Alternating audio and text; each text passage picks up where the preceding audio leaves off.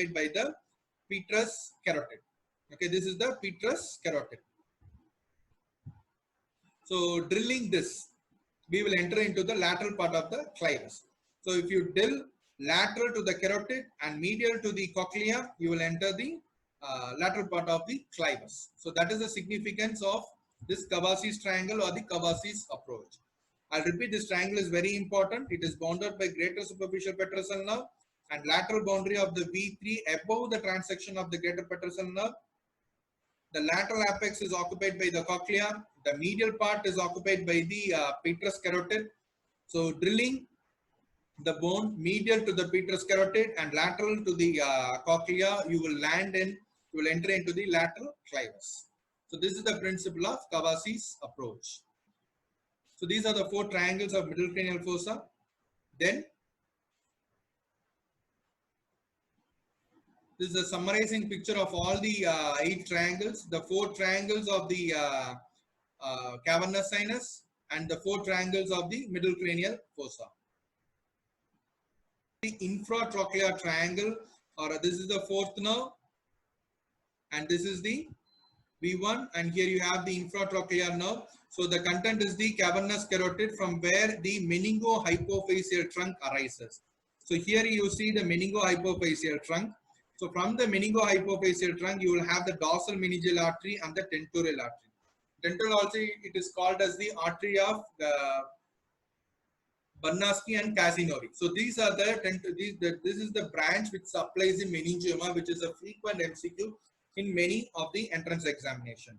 So the tentorial, the arterial supply to the meningioma comes from the tentorial artery called as the Barnaschi and Casinori, which arises from the meningohypophyseal trunk, which arises from the cavernous carotid in the infratrochlear triangle or the Parkinson's triangle. So here you see the infralateral trunk lying in front of the 6th nerve. So now the clival triangles. So this clival triangles, you have 2 triangles. One is the posterolateral and this is the posteromedial triangle. So this is the posterolateral triangle. So here, what you see, this is the 4th nerve entry, cochlear nerve entry, and here is the 6th nerve entry, the abyssal nerve entry. Okay, so this is a Dorillo's canal. So this the point of one point is the entry of the 6th nerve. The other point is the entry of the 4th nerve. Then the 3rd point is the point where the first vein joins the superior petrosal sinus, just lateral to the 5th nerve. So this is the 5th nerve, the dorsal root of the 5th nerve. So just lateral to the 5th nerve, the dorsal root of the 5th nerve, the first vein which joins the superior petrosal sinus. So that is the 3rd point. So the triangle connecting these 3 is called as the posterolateral triangle of the clivus. So exactly at the middle of the triangle, the trigeminal nerve, the dorsal root of the trigeminal nerve enters. Okay, so this is called as the posterolateral clival triangle. And then you have the posteromedial clival triangle. So here again, these 2 points are the same here, whereas instead of this point, you have to bring this triangle here. Okay, that is why it is a posteromedial triangle. So this point is the posterior clinoid process. Okay, this is a posterior clinoid process. This is the point of entry of the 6th nerve.